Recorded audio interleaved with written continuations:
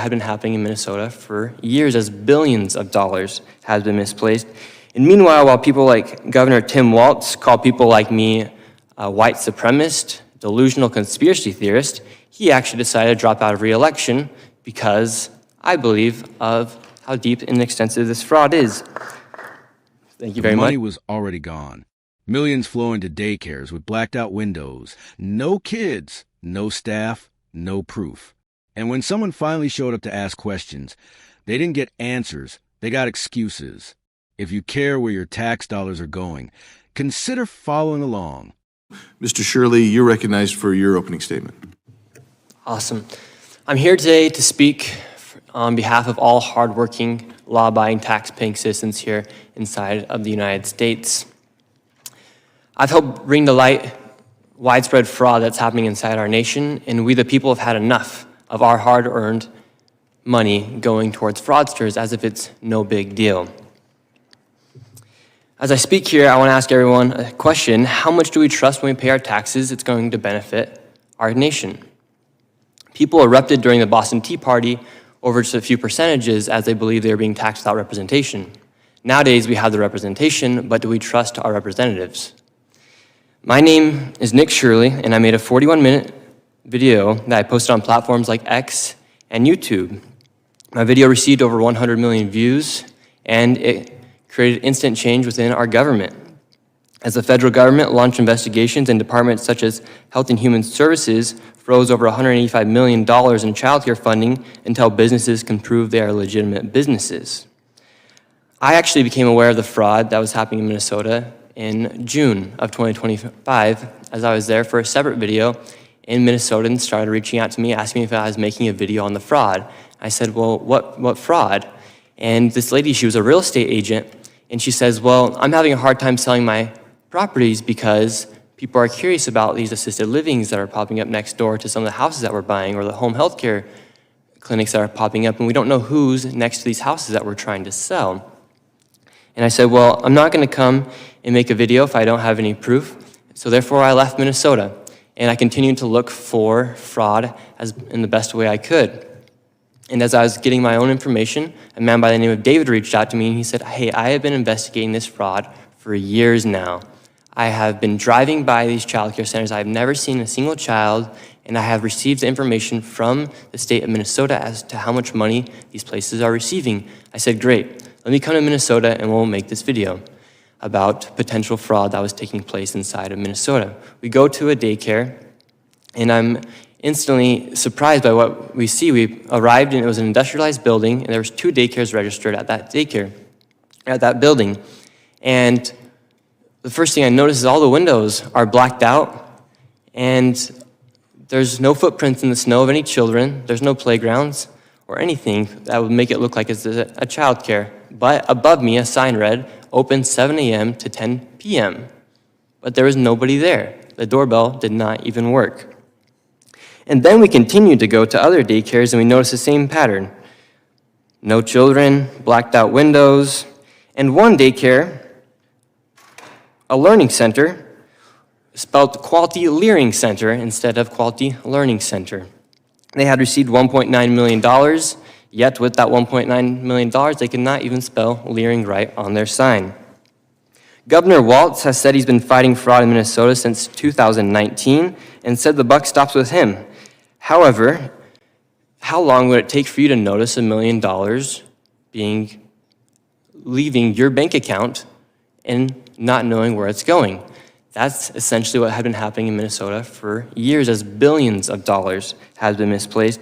And meanwhile, while people like Governor Tim Walz call people like me a white supremacist, delusional conspiracy theorist, he actually decided to drop out of re-election because I believe of how deep and extensive this fraud is.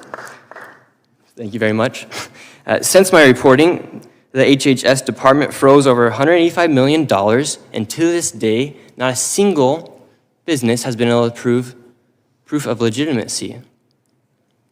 How fast would you be proving that you are a legitimate business if you have children to actually feed and to take care of? You'd be sending in that paperwork instantly. I made this video to document the widespread fraud that has been taking place, as I truly believe all fraud is bad. And People like me, my generation, we're sick of seeing tax dollars go towards fraud.